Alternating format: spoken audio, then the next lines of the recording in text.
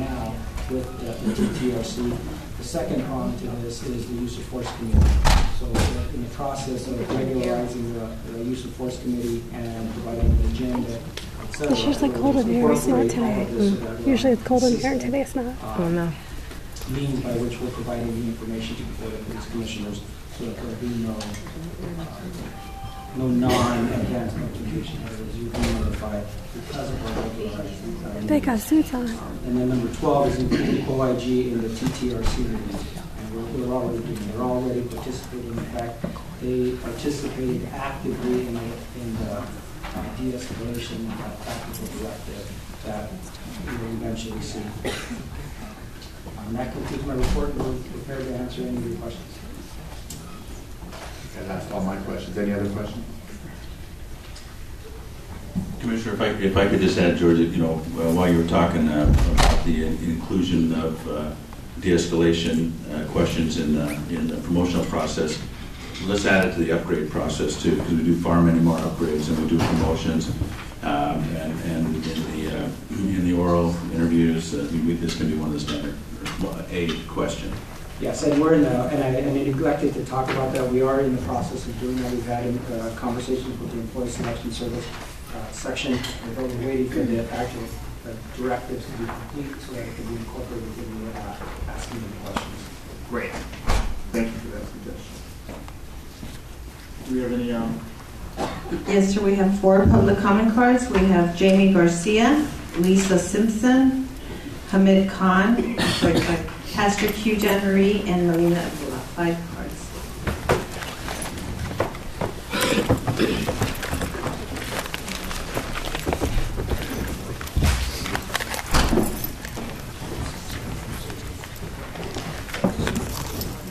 Good morning. Good morning. So I spent some time looking through some of these recommendations, and I remember when they came out in March of earlier this year.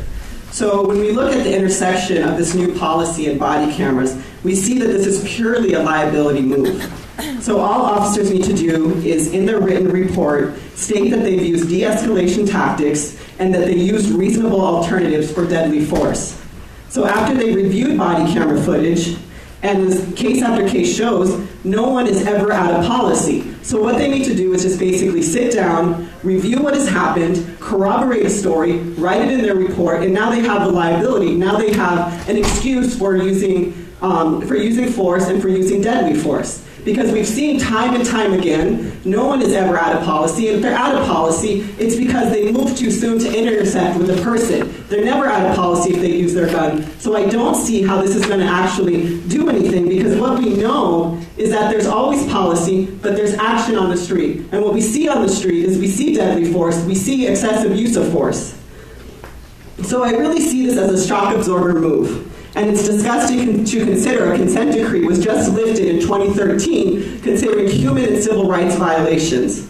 So after the murder of our most vulnerable, Charlie Africa, Riddell Jones, Andy Guzman, of just last year, this was just a response to quell the public. But we see what's really going on. And this was a move that you made right when you first came in, as a move just to show that you wanted to do something. But again, I say there's always policy and then there's action on the street.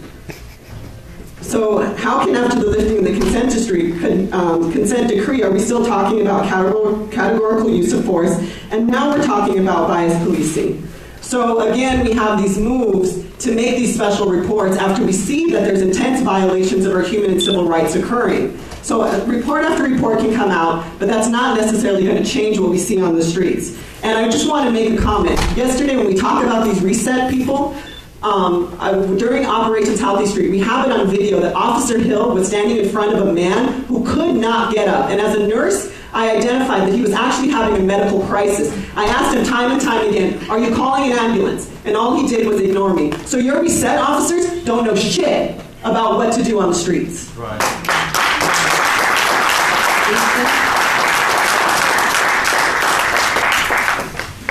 Good morning. What's so good about it? Oh. Hey, you the man I've been wanting to see for a long time.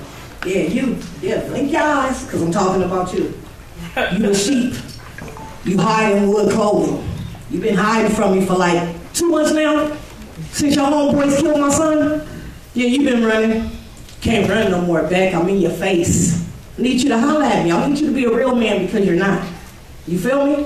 I need you to be a real man and talk to a real woman because you've been running. So you've been running your mouth in New York, talking about you killed my son to save the Nixons. Be a man and tell me that in my face. Oh, don't get your posture together, man. You know exactly what I'm talking about, love. Yeah. And you too, Miss McClain. I've been waiting on you, love. You told me to give you 2 weeks. It's been 3 weeks. You haven't called my phone. Stop playing games with me, okay? Because I'm the wrong person y'all want to play with. This death certificate that y'all gave me trying to be funny, you can have it back. Guess why? Because that's not my son. I need my son death certificate. That death certificate say that my son is 28 years old. My son only 18. That death certificate says that my son got killed on the sidewalk. My son got killed in the dirt. That death certificate say that my son got shot in the chest. My son got shot in the back. That death certificate say my son was killed by another person. My son was killed by your others. Get him! But guess what? What you don't know, Beck? Get him! I know why you killed my son. Get him! Want me to tell you why you killed my son? Because he's your daddy enemy. See, you don't know about Abram. Feel me? The ham come from us black people. Because guess what? You Jews supposed to be our brothers' keepers. But y'all not. Y'all brothers destroyers. You hide. You a hider. I like hiders though. You feel me? And you sit here and let him hide. You don't do nothing. You the president. The president of what? What are you the president of? You got these people up here perpetrating fraud about y'all tactics. Y'all don't have no tactics. The only tactics that I know y'all got is killing. Y'all do that real good. You don't need nobody to sit up on the panel and tell you what kind of stipulations and what they doing to get this to work. Guess what? None of that shit is working. When you gonna tell your officers to stop killing our kids? When you gonna tell your officers that, big shot? Since you run and you hide and you do all those stupid shit you do, when are you gonna tell your officers to get your party back to stop killing our kids? When are you gonna tell them that? When are you gonna tell them that? I don't care about time. Can y'all give me my kid back? You can't give me my kid back, so time don't mean nothing to me. I need you to be a man and come up out them pantyhose you got on and holler at a real one though. That's what I need you to do. Because you's a punk, homie. Yeah, and I'm going to tell you that in your face in front of all your superiors. You's a punk. That part. You kill people's kids and you sit there and look like you don't know what the fuck I'm talking about. But you know what I'm talking about. You know what I'm talking about. When you went to New York, you had a lot to say. But you don't got nothing to say now that I'm in your face, huh? Yeah. Do your... Yeah, yarn if you want to. Our agenda, ma'am. Do your yarn. Man, fuck your agenda. Ma'am. Ma'am. Thank you. Thank you, ma'am.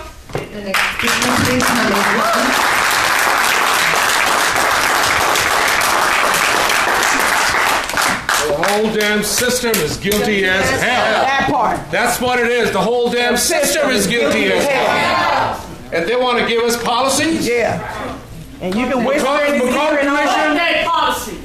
McComb Commission after the Watts Uprising. Christopher Commission after Rodney King. Right. Consent Decree after the Rampart scandal. Another commission sits out here. They want to give us kinder, gentler policing. Really? It ain't none. This is a parent who's speaking about kinder, gentler policing. Because what you have in this policy, the de-escalation of force policy, is completely doctoring and engineering reports. That's exactly what my colleague Jamie Garcia was saying.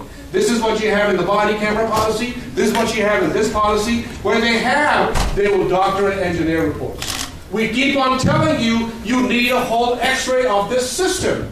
You are creating conditions on the ground with predictive policing, with suspicious activity reporting programs, with various other triggers that will escalate. That will escalate. The whole idea and the concept of de-escalation is completely a moot point, unless you look at the conditions and the programs and tactics. This is counterinsurgency tactics. We keep on bringing it back to you. We keep on telling you that you can have everything, all the language and on papers. It's not going to change. That's what the McComb Commission said. That's what the Christopher Commission said. That's what the Consent Decree said. And we are back to square one again because fundamentally it is flawed by design. Unless you revisit that, unless you do an x-ray, it's not going to change. You're going to have more parents speaking about the loss of their children. You have Akisha Wilson's family over here as well. Today, Angie Guzman's family is going to be here as well. What are you doing? Nothing. When is this going to change? Because that's Nothing. what people say, that the whole system is guilty as hell. And this is what it is. When are you going to examine all these programs? We made a whole presentation last week, completely nothing, just rubber stamping an audit. And this is where we are back again. Now you're bringing us another program, and these people are giving us a lot of bullshit because that's exactly what's going to happen. You're giving them tools to engineer fraudulent reports. And that will become a historical archive. And the responsibility is going to be on you people because your hands are full of blood, and that's what the mother is saying. Shame on you.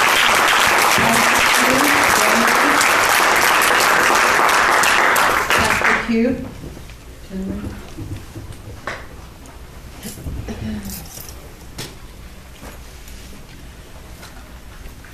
Shameless gang. Thieves, that's what you are. Exactly. Roll cops. Roll cops. They don't work for cities. Good morning. They're behind the civil police. Pastor Q, Church Without Walls, Skid Row, Black Jews, Justice Alliance. De-escalation begins with trust. You have to trust us, and we have to trust you. The commentary for trust cannot come from LAPD. It has to come from the community. And as you can see, the commentary doesn't look good. Trust is not a one-way street. It's a two-way street. The ways not to build trust is the suspicious activity reporting or reporting. 56 of the SAR being black women, that's not the way to build trust.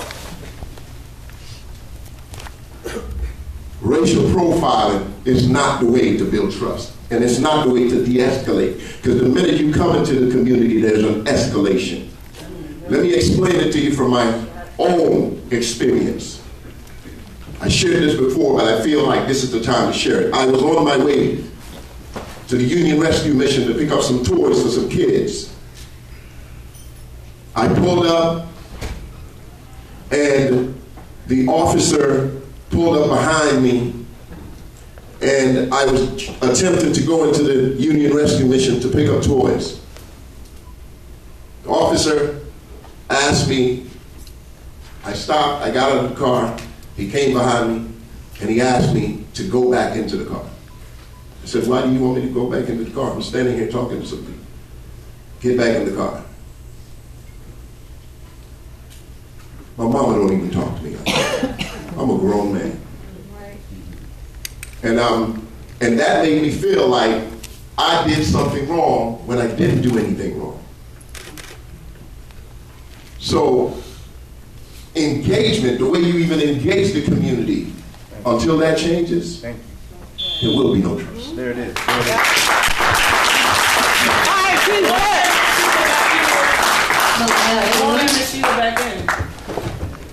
Did you hear that? Sheila They won't let Hines, Miss Sheila. Waukesha Wilson's aunt back here. And her purse is in here. They're saying that there's no more seats, but her purse is actually already in here.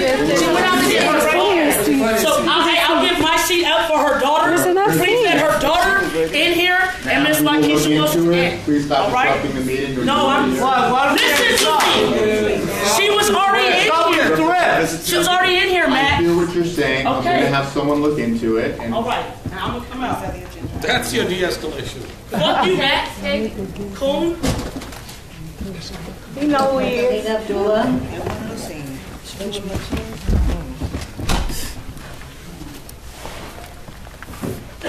Fuck you, Steve.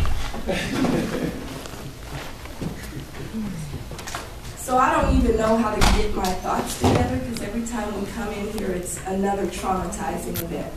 And I don't know how you could act like this is nothing, that the family of someone who was killed is locked out, and I'll look into it. You need to treat people with some humanity. Yes. Treat people with humanity. You play games, you leave us locked outside in the sun until everybody's in, and then you say, okay, now 5 more of you can go. Every week it's a new rule. You know, you need to stop this. And then you want to talk about these reports. So yesterday, because I don't only spend my time in police commission meeting, I was driving my children to soccer practice. And my children yelled out, "Mama, stop!" Because there was this young black boy who was pulled over on Washington Boulevard, and the cops had their guns drawn on him. And he was sitting there like this, and my children were petrified. And so I got out and I started recording. In the end, he had done nothing wrong. He wasn't ticketed, he wasn't cited. Thankfully, he wasn't brutalized or killed, but it could have been. And so we're hearing this reporting, this rhetoric of de-escalation and community policing that means nothing. We're so overwhelmed as Black Lives Matter, we only have an opportunity to respond to the killings.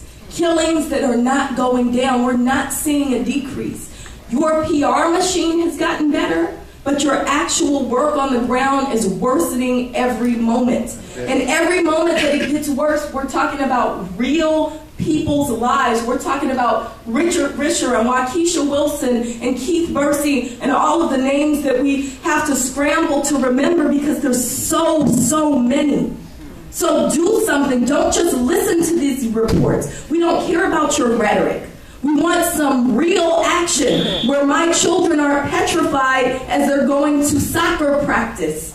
This has to stop. It has to stop. And we're calling on you to do something real, not simply issue pretty words.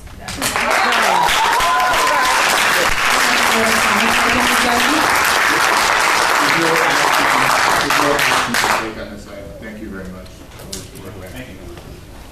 Thank you. We're now on item number 3B, Department's verbal update and discussion relative to the status of the implementation of the Family Liaison Officer Program.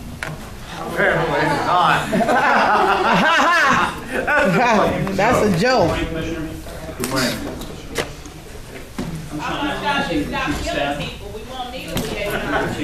Exactly, that part. Quick question before this starts, and I'm sorry, it's just, I know that we get comments before public comment, but sometimes I don't have a comment until after public comment. So I just, my question is, in terms of, because there's no action on the report that was being provided today, but in terms of when and how we will actually engage this matter, can you, what I heard you and the department indicated that you were looking for a meeting that would be devoted to dealing with de-escalation. So all of the recommendations on that we just got the update on were unanimously approved by this commission. Exactly. It's always Exactly. So stamp. So now You can't unanimously approve to stop killing our kids, though, huh? We're now in the process of implementing those recommendations. So each of the recommendations that was approved has a different parties involved with executing on it.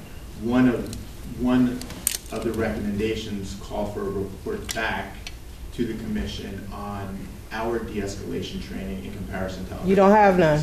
So that's what that report that Chief Villegas was referring to, that we will have a dedicated session where they report to us on the de-escalation training of the department, along with the de-escalation training that's done by other departments. Okay, and so in the context of that meeting and that report, I would simply ask that we try to determine a way of providing for additional public comments and for a kind of in a setting that really gives both us and the public a much better understanding of what is happening as it relates to training, and also that allows us to have a better sense of how things, the effectiveness of this training, because I do have a strong concern about the difference between what we write and what we say and what it looks like on the ground. And I believe that it is important that we get more input about how it's operated. I know that that's the committee that you chair. I also know that you've done a great deal of work, Commissioner Johnson, in terms of laying the foundation. The police can't investigate the police.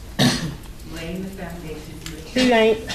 I do, however, believe that our work as it relates to overseeing that would be significantly enhanced were we to have greater appreciation for the way in which this training is showing up on the streets of Los Angeles. News bulletin. If you care, you're the only one up there who does. That part right there. Please stop. Please stop disrupting. Please stop killing our kids. Please stop killing our kids. Please stop killing our kids.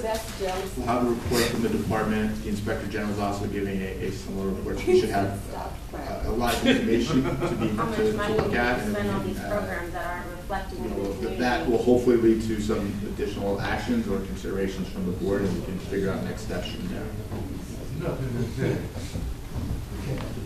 Good morning. Good morning. Fake smile. Yeah, go ahead and My name is Sean laugh. Malinowski. I'm the Chief of Staff, as you know, and this is Lieutenant Stacy Benz out of my office.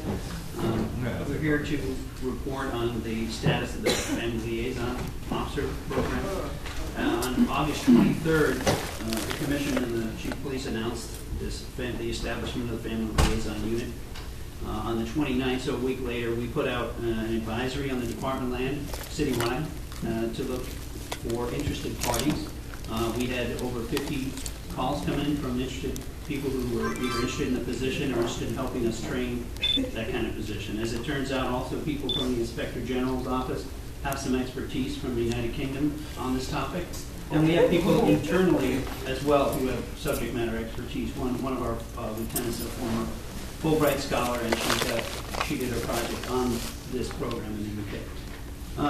The following 2 weeks, we don't put kill out people in the UK. as of Friday, we put out an employee selection package. So now it's advertised for 2 Sergeant 2 positions. Those would be upgradable positions. So we would look to either get existing Sergeant 2s or upgrade Sergeant 1s. And those 2 Sergeant 2s will report to me through my aide, Lieutenant Stacy Benz, who will be handling all of the selection and the training. So we hope to have that ad will close by the end of September, which gives us the month of October to complete the selection process. We anticipate, because of the initial calls we got, we anticipate we'll have many applicants, probably dozens of applicants. So we will conduct those interviews and make a selection by the end of October. We hope to then transfer those folks as soon as possible, probably loan them over in the meantime to start about a 4 to 6 week training program. And that training will consist of working with the Inspector General, working with our own behavioral sciences section and psychologists, and some of the other subject matter experts that we've identified. So we would say in the December timeframe, we would have people available to respond to incidents. And that's the timing. What kind of incidents? Any questions? Killings of people. That part. That part. Yes, sir. We have 4 comment cards. We have Jamie Garcia, Lisa Simpson, Melina Abdullah, and Robert Sucher.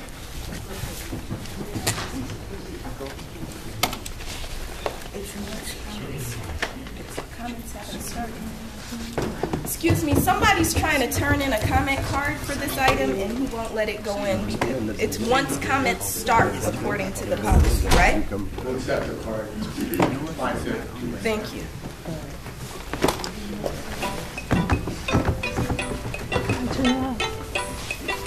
So again, I want to just uplift how these policies come out and how much of a joke they are. I mean, there's been countless murders of our people.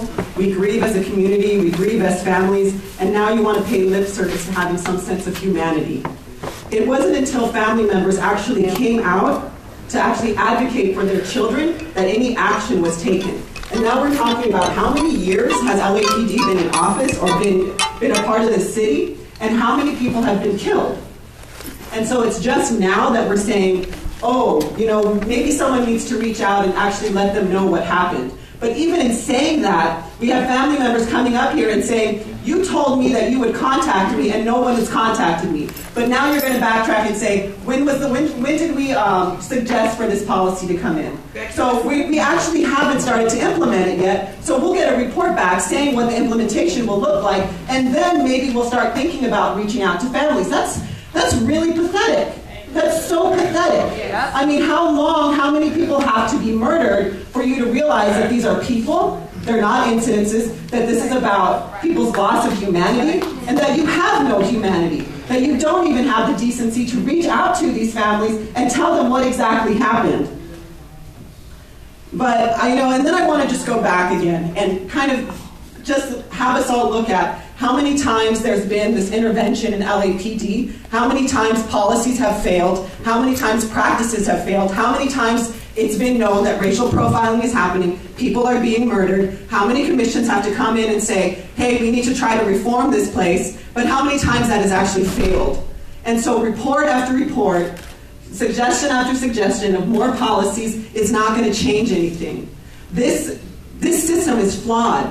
We don't need you on the streets. We need more people like nurses, like doctors, like community centers, like schools. We don't need more police. In fact, we need your money. We want your money. We want you to be assembled. We don't want you here anymore. Stop taking our money and start sending it to people who actually know what to do. Actually, we saw what we said, officer, again, and I'm going to say it. He saw that someone was actually having a medical emergency, and he did nothing about it. He did nothing about it. So how are these officers actually serving our community? You know, Matt, give as many warnings as you want. People don't care. They don't respect it.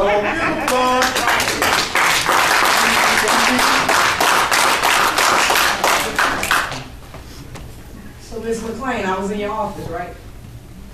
With your Inspector General, right? Yeah. And he lied to both of us. He told you there was no preliminary report. There was no police report. He told you there was nothing, right in my face, right or wrong. That it was a process. You asked why I didn't get a report. He said it was a process, right or wrong. Well, his jig is up. That process is a goddamn lie. I've been having this for 2 weeks now. Yeah, a report came all the way down here and brought me the preliminary report, which your Inspector General told me and you in your office there wasn't one. There's one. They just didn't want me to know it was one. Yeah, it's one. It's a couple of them. Yeah. See the lies, the games? Don't play with me. Playing with yourself, you'll get a better nut. Straight up. This is bullshit. You feel me? My son been dead for 2 months and you know it. I'm in your office and your Inspector General tell you it don't work like that. Is that not what he said? When you ask him, damn, she ain't got a report yet? Oh, it doesn't work like that. How did a person off the streets charge you back? Give me a preliminary report that you said you didn't have for your officers killing my son. Then you gonna tell me, oh, y'all can't tell me who the officer is because he been threatened. Kudos, I got his picture. What you know about that? I'm a PI myself. I ain't gonna wait for y'all to tell me that. Y'all ain't gonna have me keep coming up here for 8-9 months, keep telling me the same lie. Y'all need to get y'all shit together. You over there drinking that water, I wish it had poison in it, because you need to go. You are a killer. It's sad. You wake up every day to your grandkids. All that. Every day. To your kids. You go to different states. You run your mouth like a little bitch. But you ain't going to say it in nobody's face, though. You ain't a man at all. For real, for real. You can squint your eyes and all that. All the money that y'all make, they need to give you the money to go get a sex change, because you a full-grown biatch.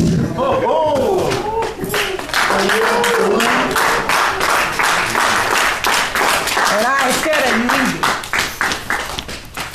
either. My name is Robert Suker, and I'm a regular attendee here from the public, former teacher with Los Angeles Unified School District. This morning on the way over here, I heard a report on the news where Donald Trump is quoted as saying that we need to implement essentially the Israeli system of profiling. that we have to get over this whole idea of political correctness and let the police go. Let them do their job. Let them come at the public to the degree that they feel is right. This is on the national airwaves, and I'm aware of the fact that the largest police kind of association has just come out in support of Donald Trump. So, I feel a little bit like a chicken in the wolf house here, coming to talk to you. Maybe like a fool, like I should be really hitchhiking my way to a secret place somewhere. But I'm not going to do that. I'm going to keep coming back. And I'm going to assure you that this is a big community and that our eyes are on you. And when we talk about de-escalation, when we talk about community relations, and above all, when we talk about respect for people, it's on the wall, it's emblazoned there. We'll be all dead. But I pray to God that that is still up there. Because that is what we're striving for, all of us. I want to compliment you on having had Hamid Khan give his presentation last week. You could have knocked me over with a feather. This is a sign, a very concrete sign of a step that you're taking. But man, you guys have really got to get running, because if this guy's going to unleash people with guns and make it open season on the public, God help us.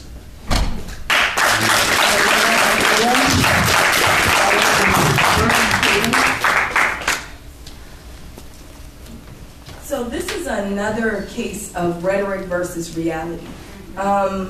There's this rhetoric of a family liaison. I just want us to step back and look at how families are treated right here in the police commission meeting. Thank you. You, Matt Johnson, talking to families, your time is up. What kind of insensitivity is that? Right? What kind of, and of course Charlie Beck's going to get up because you're next. You're next. I don't understand how you were going to hire a family liaison given how you treat not just families, but how you embolden your officers and really sign off on the killings of these children. Sign off on the killings of these children, and then put an armed officer in charge of families. We're here today with the family of Waukesha Wilson. With your eyebrows up. We are with your eyebrows up. That's you who sits here and says you have no information, and week after week lie to the family and say she killed herself. I thought you had no information. If you had no information, how do you know she killed herself? You don't know. You don't know. You continue to operate as a mob boss. This family liaison is another ruse for the media to make it think that you're trying to we know who you are. We know that you are the most murderous police chief in this entire country. Right. And we are going to take your job. We are going to take your job. We're going to fire Charlie Beck. Oh, yeah. Fire Charlie Beck. Fire Charlie Beck. Fire Charlie Beck. Fire Charlie Beck. Fire Charlie Beck. Fire Charlie Beck. Fire Charlie Beck. Fire Charlie Beck. Fire Charlie Beck. Fire Charlie Beck. My comment. Fire Charlie Beck. Fire Charlie Beck. Fire Charlie Beck. And that's real. Fire Charlie Beck. That's real. Your job is up. Your time is up. Your time is up. You ain't shit. Killer. What's up, Killer? This is Brooke Tatum. I grew up in LA as a youth as well, so this could have been, this is very close to home. First things first, if you cared about the family program, it would have already been in place. That's just simple said and done. It would have already been in place if you would have cared about it, because this would have been in your nature, in your own human nature, to care about de-escalating prior to death, prior to your mistakes, prior to the lives lost. This is an answer to a question. All you guys are doing is trying to control the people. And you guys don't need any more control. The power lies in the people. You guys need to stop spending money on padded belts for your guns, because you don't need that, and start spending money in the future. You have no idea what these children could have been in their lives. What I'm going to become, and I'm sitting here facing you guys because you guys are messing up my communities. That's not fair. You can't keep killing these kids. So if the program really mattered, it would have already been in place. We are the liaison. What's that? If it's really to protect and serve, and your actions are falling really short to those words that you guys are preaching and to say, and if it's not us that you protect and serve, and it's yourselves, then your time is up. Your time is done. You don't need to protect yourselves anymore. We need protection in the community, and if we have to step up and be our own protection, then that's what's gonna happen. Yep, that's what we're doing now.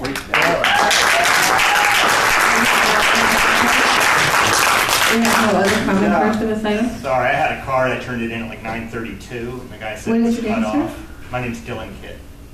It's fine, go ahead. That's for item number 4, sir. Okay, I need 2 minutes. You guys got to change your language. Every time I'm in here and I hear the word incident, it makes me want to kill somebody. So I learned a couple of things this week that I thought were interesting, which is that I see here SWAT team, says Special Weapons and Tactics team. This is all that language, right? I learned that Daryl Gates, back in 1969, the first time there was a SWAT program, wanted to call it... This item is... Hang on, he wanted to call it the Special Weapons Attack Team. And somebody was like, that's a little aggressive, so we should call it the Special Weapons and Tactics Team. And one more thing, 20 seconds here.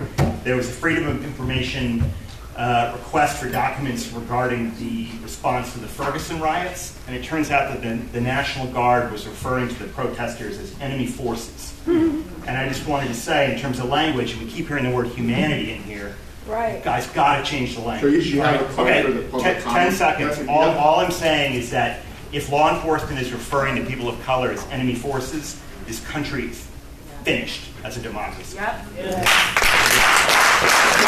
other comments. There's also no action required for this item. Of course. There's never action required. The only action that y'all require is to kill our Item kids. number 4, public comment. We have 14 comment cards.